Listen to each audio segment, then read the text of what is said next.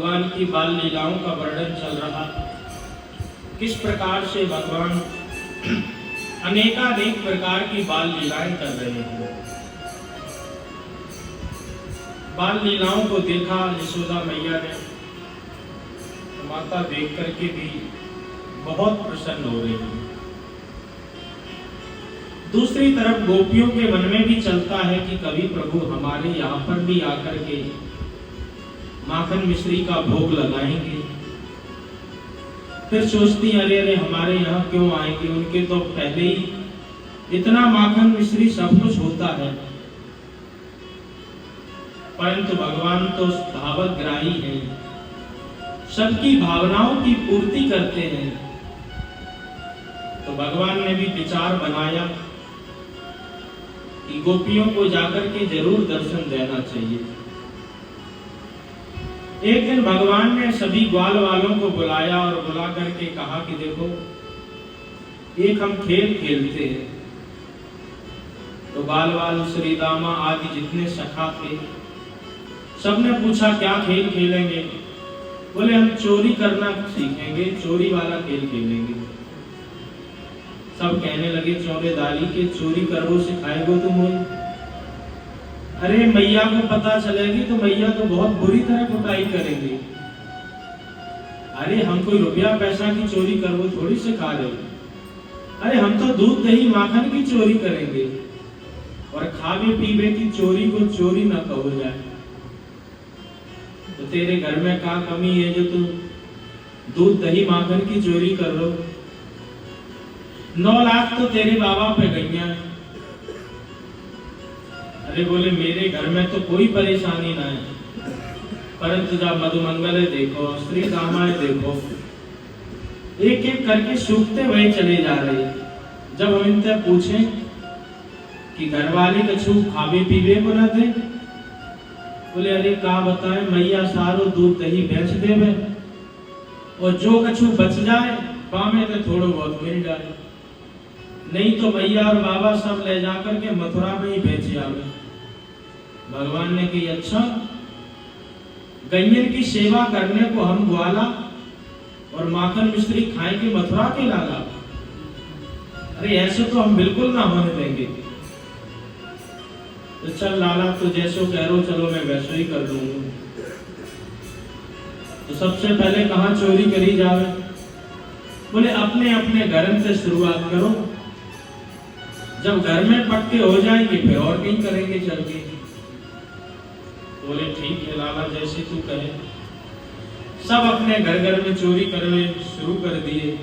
कछु सफल भये, कछु विफल भये। जो पकड़े गए उन पर मार भी पड़ी, जो नहीं पकड़े गए वो अपने आप को सफल समझ ले। दूसरे दिन जब कन्हैया के मिले तो मिल करके सबने अपनी अपनी बात बताई और जिनकी पिटाई हुई वो तो डर गए। वो कह रहे हम तो चोरी कबू ना करेंगे।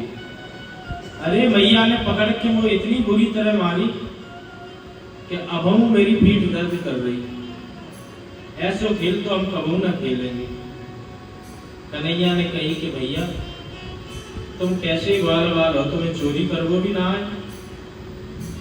अरे हम तुम्हें चोरी करवो सिखाएंगे कि कैसे चोरी करी जावे।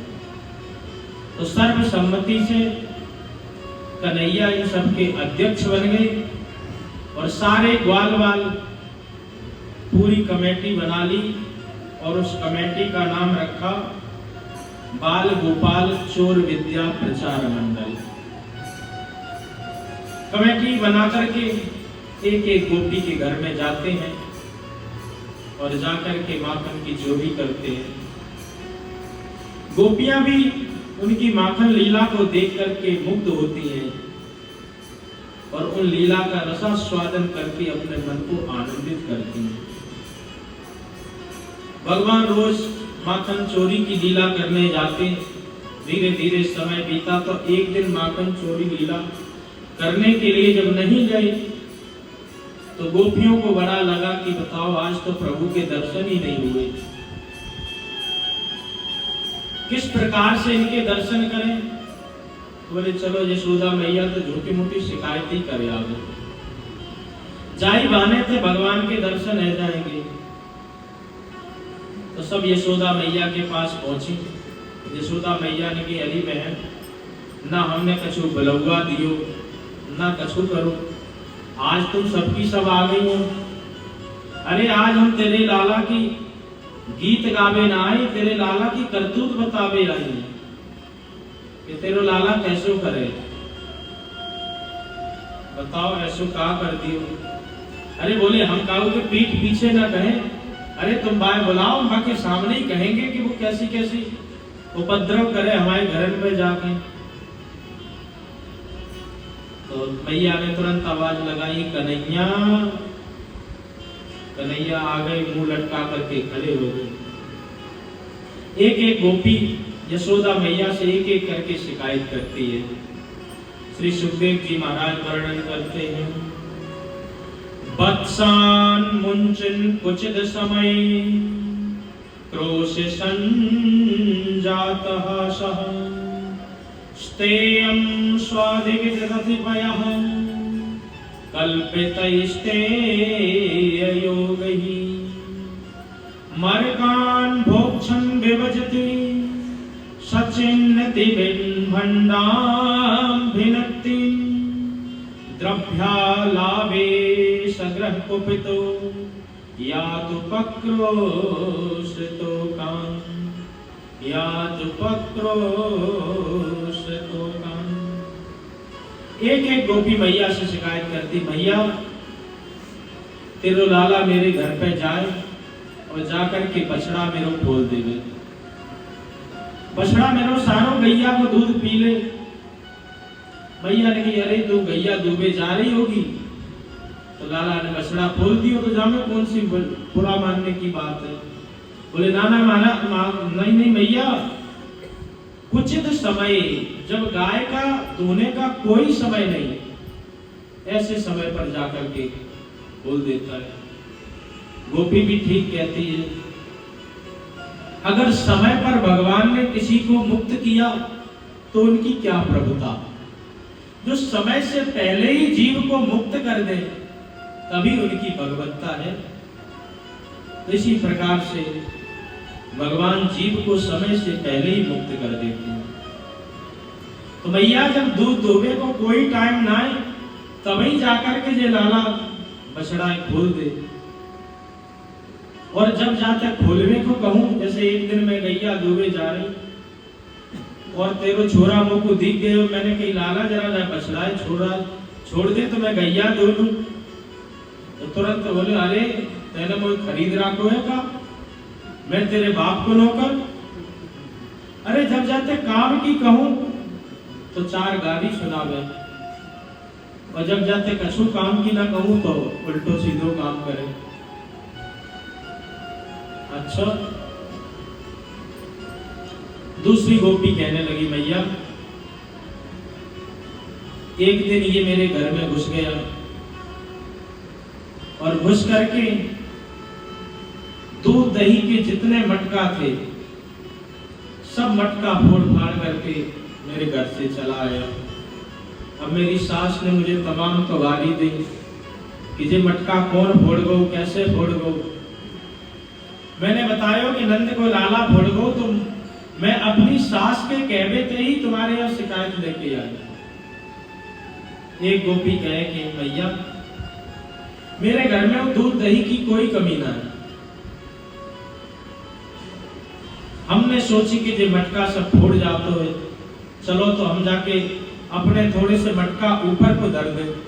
तो हमने सीके पे बना के लटका रखे, परंतु जाने तो एक ऐसी मंडली बना रखी कि 4-5 ग्वाला आ जावे, एक नीचे घोड़ा बन जावे, बाकी ऊपर दूसरा घोड़ा बन जाए, सबसे ऊपर जे तुम्हारो लाला खड़े होकर के मटका पाए ले, और पावे के बाद में पहले तो खुद खाए, खुद खावे के बाद में जितने ग्वाल वाल हैं उन सबन को खवावे। जब ग्वाल वालों के पेट भर जावे तो ये बाहर से बंदर बुला लेवे। बंदर भी जब आकर के उनके भी जब दोनों तरफ के गाल और पेट सब भर जाए, जब बंदर सूंघ सूंघ करके वो माखन चले जाए तो आज तुम्हारो छोरा कहे राम राम राम, कितने दिन को सड़ो माखन रख रख हो जाए तो बंदरों ना खा रहे, कोई भलो आदमी खाएगो तो बीमार हो जाएगा। तो तुरंत मेरे सब मटका बहू ने फोड़ दी। मैया तुरंत लाला की तरफ देखे, तो लाला तो इन गोपियों को इतना सतावे। अब जैसे ही मैया देखे तो लाला एकदम मुंह बना करके एकदम खड़े हो जाए, और जैसे ही मैया की निगाह अलग हो तो तुरंत कहे गोपियों कल भी हमारा दिन आएगा, कल हम तुम सबन को बताऊंगा। एक गोपी आगे बढ़ी, मैया मेरी भी बात सुन ले। बोले हाँ तू भी सुना। मैया मेरे घर में दूध दही माखन कछु ना है, तो तू काहे की शिकायत लेके आई? अरे एक दिन तेरो लाला मेरे घर में घुस गए हो, चारों तरफ से जाने सब दूध माखन ढूंढने की कोशिश की, जब जाए कछु न मिलो तो एकदम खड़े होकर के कहने लगो अरे 2 घंटा मेरे वैसे ही खराब हो गए ढूंढते ढूंढते, जे घर है के मरघटा जामे तो दूध दही कछु ना है। जब जाए कछु न मिलो तो मेरे एक कमरा में घुस गो, वह कमरा में एक छोटी सी मेरी बिटिया सोए रही, तो बाकी चुटिया ने नीचे तक लटक रही, तो जाने का करी बाकी चुटिया खटिया के पाटी ते बांध के बाकी कान में बोली हौवा। अब तो वह डर करके एकदम भागी, जैसे उसने हौवा ने पकड़ लिया हो। चुटिया उसकी बंधी थी, जैसे ही जोर से रोने लगी तो मैं दौड़ करके गई, तो मैंने तेरे लालाए भगतों पाए लियो। मैया जिनके घर में दूध दही बेहू परेशान, जिनके घर में दूध दही ना है बेहू ज्यादा परेशान है, तो अब क्या करो जावे? मैया कहने लगी अरे मेरो लाला तो ऐसे कर ही ना सके। मैया ने लाला को पक्ष लिया और बोले कि देखो हम ऐसी तुम्हारी बात ना मानेंगे, सबूत के साथ पकड़ करके लेके आओ तब हम मानेंगे कि जाने ऐसे ऐसे तुम्हें परेशानी करी होगी। सारी गोपियां एक एक करके शिकायत करके मैया से चली गई।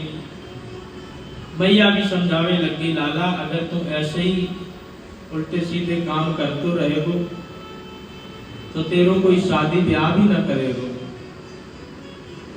जासो काऊ को तंग मत करो करे, अपने घर में रहो करे आराम से। बोले ठीक है मैया हम काऊ तंग ना करेंगे। सब गोपियां झूठ बोले। मैया का बादशाह उमड़ पड़ा लाला पर, लाला को खूब प्रेम किया।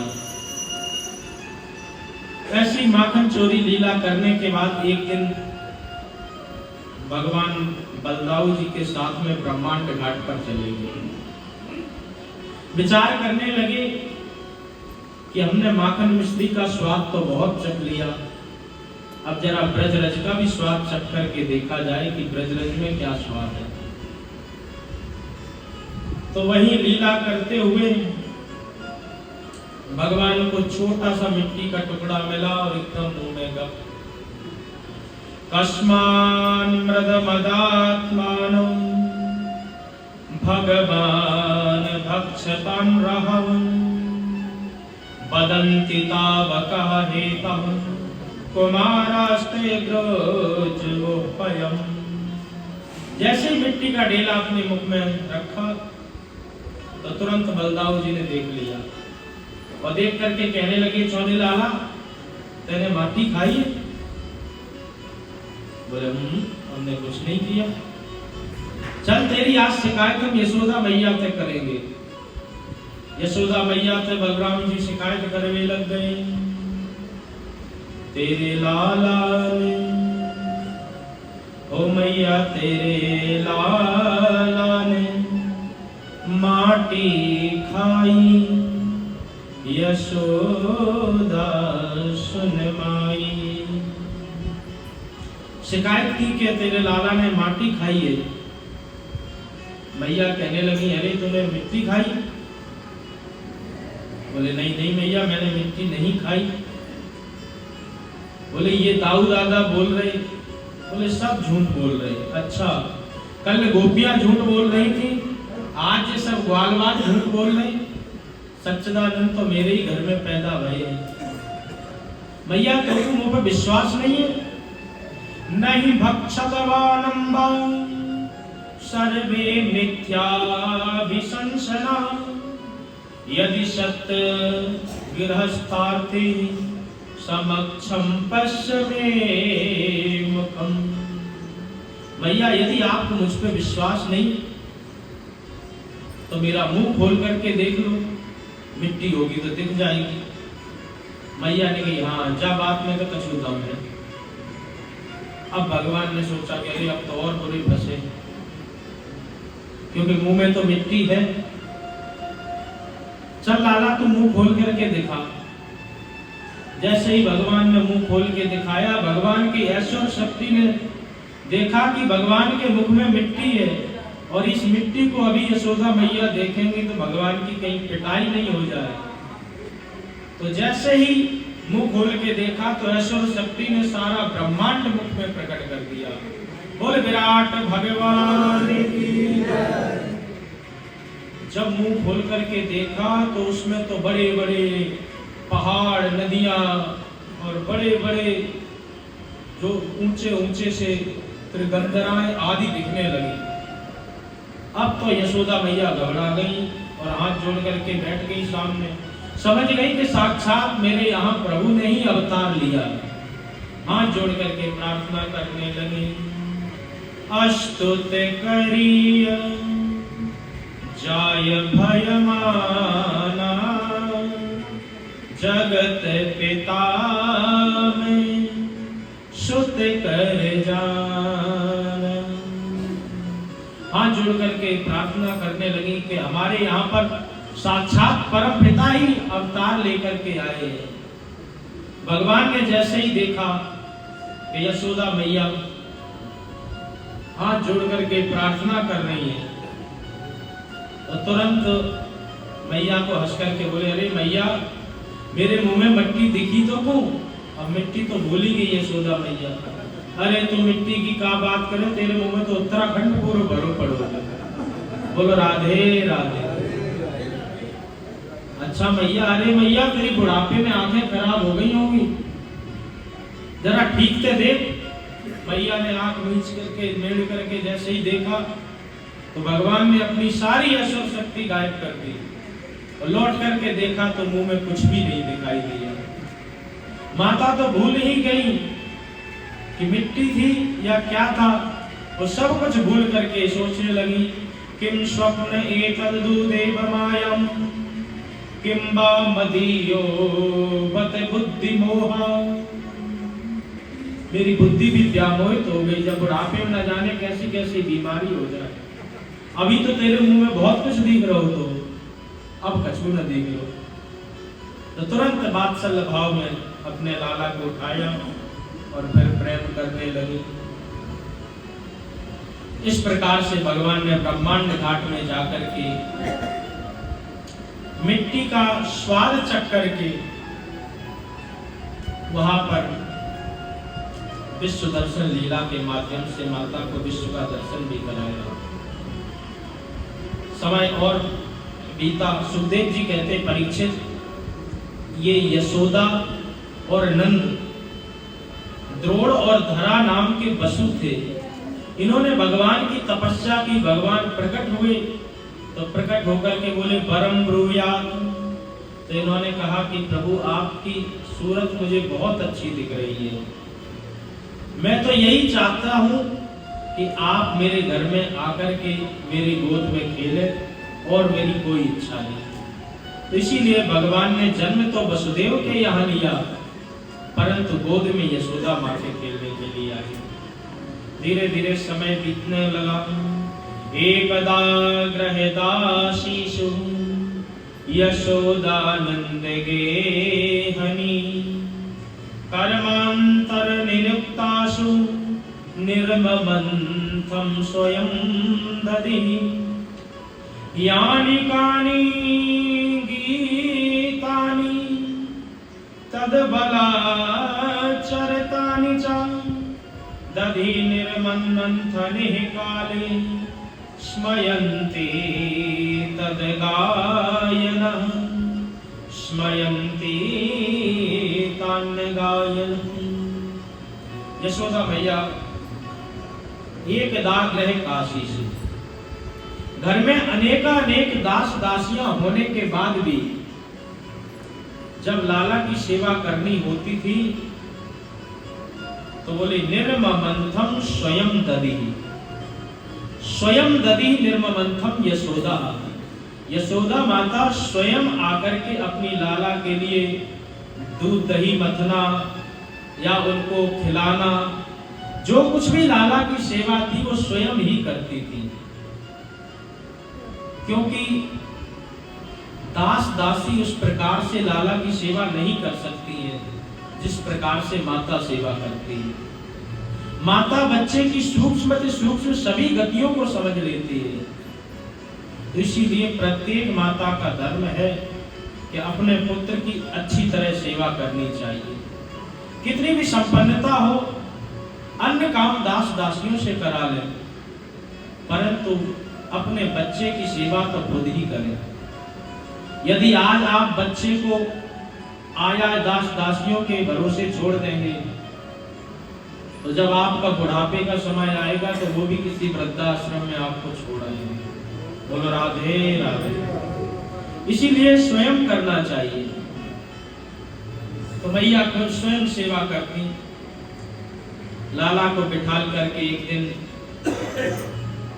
दुग्ध पान करा रही तो लाला ने पूछा, मैया एक बात पूछूं? एक ना तो 10 पूछ ली। मैया मुझे बता कि तो दूध प्यारो है कि पूत प्यारो? अरे लाला तो कैसी बात करे, अरे पूत ते बढ़ के कोई चीज है सकेगा?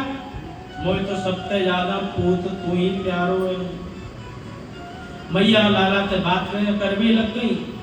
तुरंत मैया की याद आयो, अरे मैं तो दूध बापा चूल्हे पे चढ़ो छोड़े आई, वो तो अभी उफन करके सब गिर जाएगा। तो तुरंत भगवान को नीचे उतार के वो दूध दे हुए तो चली गई।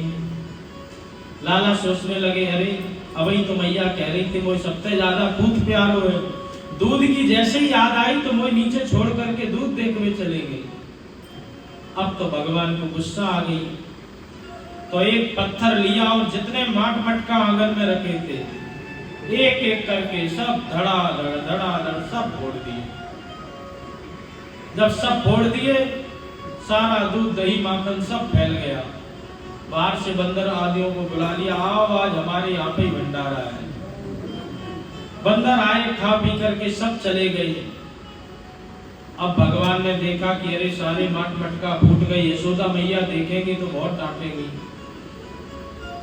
इतना विचार ही कर रहे थे कि तब तक यशोदा मैया आ गई। तो आकर के देखा तो पूरे आंगन में दूध दही की नदी बह रही थी। देख करके अरे राम राम, मेरे इतने पुराने पूर्वजों के मटका रखे भाई, आज जाने फोड़ दिए। जब मेरे घर में ही ऐसा कर रहा हो तो गोपियन के घर में न जाने का कर तो हो। अब अगर जाए दंड न दूंगी तो फिर धीरे धीरे ये बिगड़ तो जाएगा। तो मैया ने उठाई लाठी और लाठी लेकर के कान्हा के पीछे दौड़ने लगी। आगे आगे कन्हैया दौड़ रहे, पीछे पीछे मैया लाठी लेकर के दौड़ रही, परंतु मैया पकड़ नहीं पा रही है। सुखदेव जी कहते, परीक्षित कर लो दर्शन, न चांतरम न बहिर्यस्य न पूर्वम न पिचापरम पूर्वापरम बहिंतरस्य जगते योग जगच्चपः। जिन प्रभु को बड़े बड़े योगी मुनि यति अमलात्मा विमलात्मा ध्यान करके नहीं प्राप्त कर पाते, आज मैया यशोदा लाठी लेकर के उनको पकड़ना चाह रही है। लाठी लेकर के पीछे पीछे मैया दौड़ रही, आगे आगे भगवान दौड़ रहे, परंतु भगवान पकड़ में नहीं आ रहे। यशोदा मैया थक गई, थक करके वहीं बैठ गई और कहने लगी, लाला तू मेरे पास आ जा। बोले मैया तुम चोर पकड़ के चाहे, पकड़ के करेगी का? अरे लाला मैं तेरी पूजा करूंगी।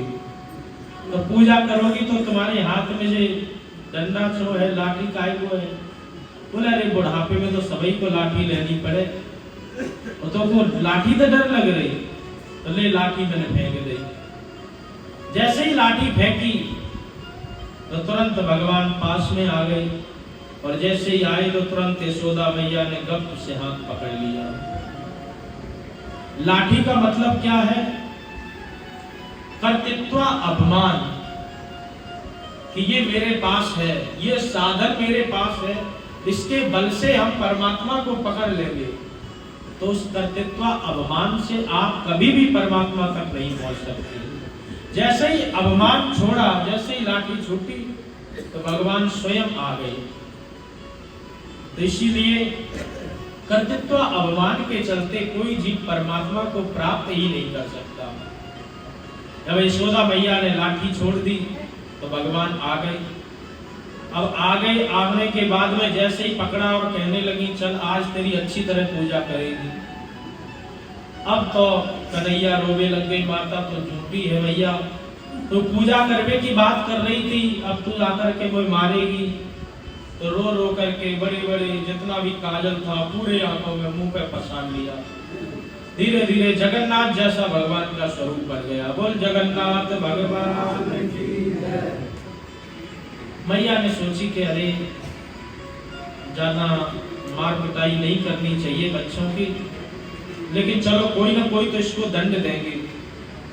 तो मैया रस्सी लेकर के आई और रस्सी लेकर के भगवान को बांधने का प्रयास करने लगी। जैसे ही बांधने का प्रयास करती है तो 2 अंगुल रस्सी कम पड़ जाती है। दूसरी रस्सी उसमें से जोड़ी, उसके बाद भी 2 अंगुल कम पड़ गई। तदापि द्वयंगुलम नूनम याद्यदादत्त बंधनम। जितनी बार भी बांधने का प्रयत्न किया 2 अंगुल रस्सी कम ही पड़ जाती है। ये 2 अंगुल रस्सी क्या है? इसी बीच में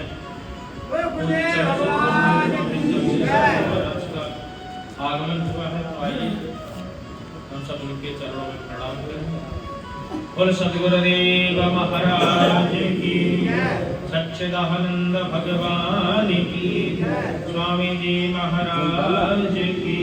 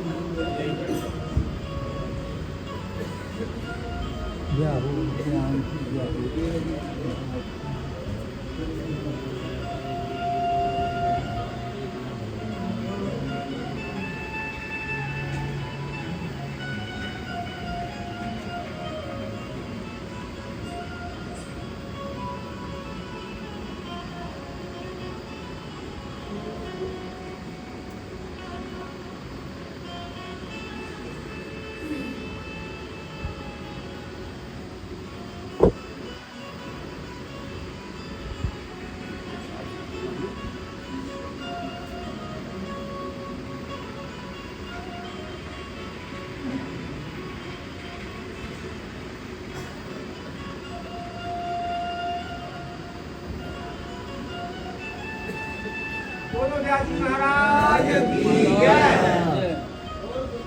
भगवान की जय।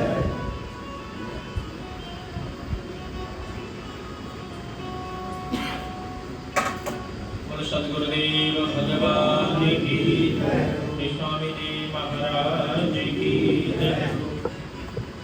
तो मैया भगवान को बांधने का प्रयत्न कर रही, परंतु 2 अंगुल रस्सी कम पड़ जा रही।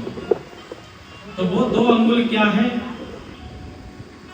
भगवान की खूब कृपा हो रही और कोई पुरुषार्थ ही ना करे तभी भी उसको किसी प्रकार का कोई फल नहीं मिल सकता। 2 प्रकार के लोग होते हैं। एक सोचते हैं कि केवल और केवल परमात्मा की कृपा पर ही निर्भर रहते हैं। राम कीन चाहे सोई होई, करे अन्यथा अस नहीं, आधीनस्थ हो जाते हैं। और दूसरे लोग जो हैं वो कहते हैं कि नहीं, कृपा पर इतना ज्यादा महत्व नहीं दो, कर्म प्रधान विश्व रच राखा। जो कर्म है वही सबसे बड़ा है।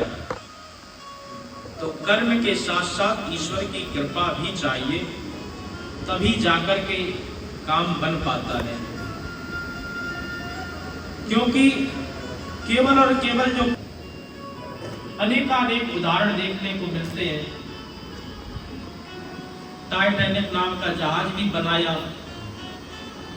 ईश्वर की सत्ता को नहीं मानते, अपने ही प्रबल पुरुषार्थ से बनाया और कहा कि इसको तो ईश्वर भी नहीं डूब सकता, वो भी आकर के डूब गया।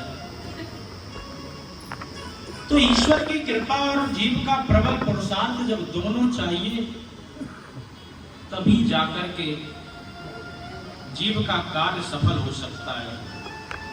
बहुत प्रयत्न किया, माता ने बांधने का, जब नहीं बांध पाई, सारे केस बिखर गए, सब कुछ पूरी तरह परेशान हो गई, पसीना आने लगा।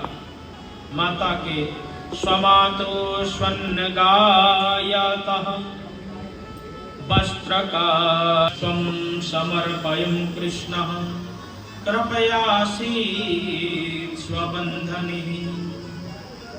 जब माता पसीने से खूब लथपथ हो गई, अपने आप को आत्मसमर्पण ही कर दिया, तो भगवान ने भी देखा कि माता तो खूब प्रबल पुरुषार्थ कर रही है। उखल को खिसकाते हुए आगे को बढ़ते आए। देखा कि नंद बाबा के घर में 2 अर्जुन के पेड़ खड़े हुए थे। उखल जैसे ही खिसका करके लेके आए, तो वो उखल उन्हीं दोनों पेड़ों में अटक गया। भगवान ने जोर से एक झटका मारा, तो दोनों पेड़ धड़ाम, दोनों पेड़ गिर गए, और गिर करके उनमें से 2 दिव्य पुरुष प्रकट हुए, और प्रकट होकर के हाथ जोड़ करके प्रार्थना करने लगे। प्रार्थना क्या की? बोले वाणी गुणान कथने श्रवणो कथाया अष्टौ च कर्म सुमनस्तवयोर्पादयोर्न स्मृत्या शिरस्तव निज निवास जगत प्रणामे दृष्टे शतं दर्शने भगवत्तनूनां दृष्टे शतां दर्शने भगवत्तनूनां। ये 2 पुरुष और कोई नहीं, कुबेर के पुत्र नलकूबर और मणिग्रीव नाम के ये 2 पुत्र थे। यही नारद जी के श्राप के कारण पेड़ बन गए थे। तो आज भगवान की कृपा से भगवान ने इनको उतार दिया। हाथ जोड़ करके प्रार्थना कर रहे हैं, वाणी गुणान कथने, हे प्रभु मेरी वाणी सदा सर्वदा आपका गुणगान करती रहे। श्रवणों कथाया, कान सदा सर्वदा आपके ही गुणानुवादों को श्रवण करते रहे। हस्तौ च कर्मसु, हाथ आपकी ही सेवा में लीन रहे। मन सदा सर्वदा आपके ही चरणों में लगा रहे। और जितनी भी मेरी स्मृति है, बुद्धि है, ये केवल और केवल आपके ही चित्त में निरंतर छिपती रहे। आपने ऐसी कृपा की कि आज मुझे श्राप से तो मुक्त किया ही, और करने के बाद में ऐसे आपके दर्शन भी मुझको प्राप्त हो गए। तो अब मेरे कल्याण में किसी प्रकार का कोई संदेह नहीं है। परंतु फिर भी मैं चाहूंगा कि मेरा प्रत्येक अंग आपके ही सेवा में समर्पित रहे। इस प्रकार का आप मुझे वरदान दीजिए। इस प्रकार से प्रार्थना करके दोनों नलकूबर और मणिग्रीव नाम के जो 2 यक्ष थे, दोनों ही वहां से अंतर्ध्यान हो गए। वृक्ष के टूटने की आवाज सुनकर के तुरंत दौड़ी दौड़ी यशोदा मैया और नंद बाबा आए, और आकर के देखा तो बड़ा आश्चर्य हुआ। इतने वर्षों से ये पेड़ खड़े हुए हैं, आज ये पेड़ अचानक दोनों आकर के मेरे छोरा के ऊपर गिर पड़े। अब तो ये मुझे लगता है कि नंदगांव मेरे रहने लायक ही नहीं बचा है। आए ना आए कोई ना कोई परेशानी रोज आती जा रही। नंद बाबा ने तो तुरंत आपातकालीन मीटिंग बुलाई, और नंद उपनंद सभी को बुला करके कहा कि चलो भैया, हमारी नंदगांव छोड़ने का समय आ गया है। जिस दिन से ये बालक पैदा हुआ अनेक विघ्न बाधाएं रोज आ रही हैं। आज तो दोनों ही पेड़ खड़े खड़े एकदम, ना कोई आंधी आई ना तूफान आई, और दोनों ही मेरे छोरा के ऊपर गिर गए। वो तो नारायण की कृपा से बच गए मेरे छोरा। तो बताओ कहाँ रहे चल करके। तो उपनंद जो थे नंद के भाई, उन्होंने कहा कि मुझे तो सबसे बढ़िया एक ही जगह लगती है। वैसे अपने ब्रज में अनेक वन हैं, वृंदावन, निधिवन, बेलवन, कामवन, तालवन, मधुवन, निधिवन आदि अनेक वन हैं। परंतु उन सभी वनों में से मुझे एक ही वन सबसे सुंदर लगता है।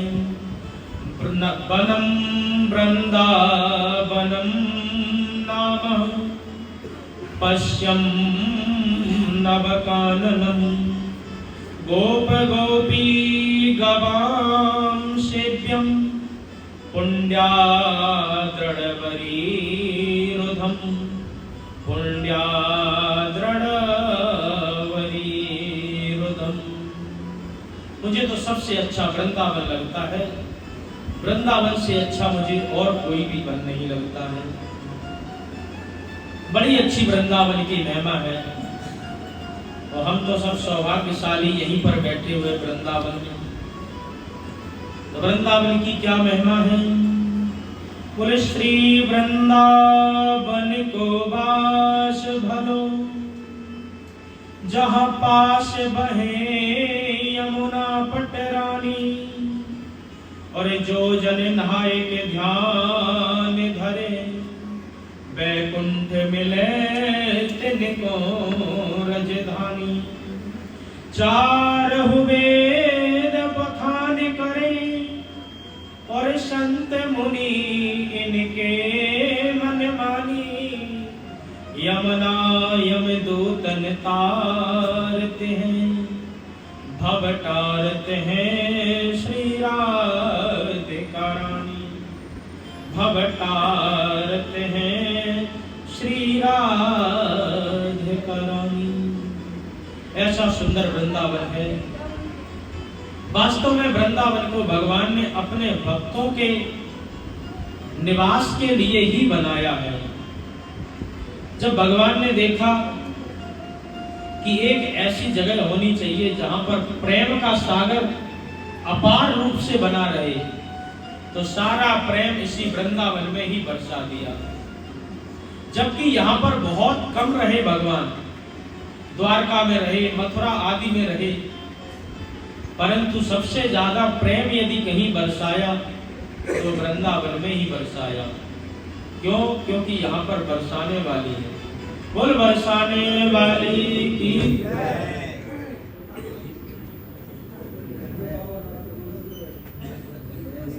बोल राधा रानी की। अब प्रेम कल बरसेगा ठीक समय पर। आज हम यहीं पर अपनी वाणी को विराम देते हैं।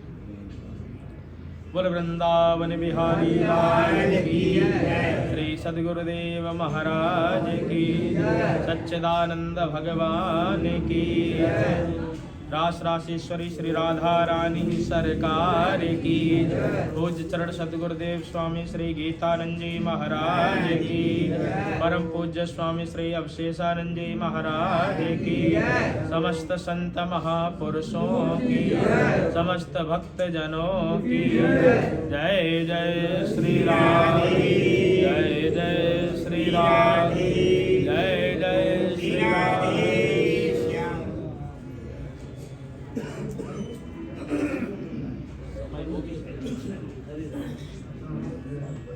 बोलो व्यास जी महाराज की।